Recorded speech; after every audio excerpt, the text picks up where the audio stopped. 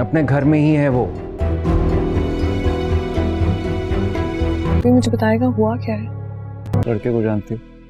Not really. लड़के मैंने कहा ना आपसे कि मुझे इस वक्त किसी की शक्ल नहीं देखनी है। हमारी अभी डिवोर्स नहीं हुई, वो भी मेरी बीवी है और मैं चाहता हूँ कि मैं उसके साथ थोड़ा टाइम अकेले गुजारूं। बाप के पैर पड़कर उनसे माफी मांगनी चाहिए, उल्टा उन लोगों को छोड़कर तुम यहाँ बैठी हो।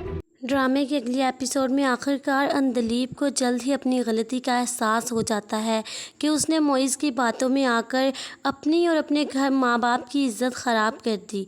वो माँ बाप जो उससे बेइंतहा मोहब्बत करते थे और मोइज़ की खातिर वो तो ख़ुदकुशी करने लगी थी और अपने माँ बाप की इज़्ज़त का भी उसने ख्याल नहीं किया। इसीलिए वो घर आते ही मोइज़ की दी गई चूड़ियाँ उठाकर फेंक देती है।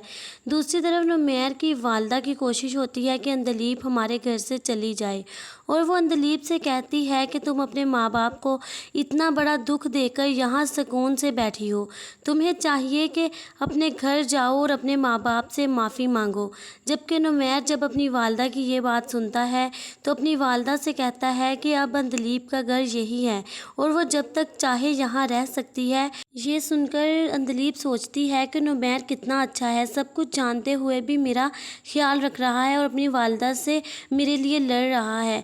जबकि मोइज़ जिसकी खातिर मैं ख़ुदकुशी करने लगी थी और अपने माँ बाप को भी नाराज़ कर दिया और वो सुकून से रह रहा है।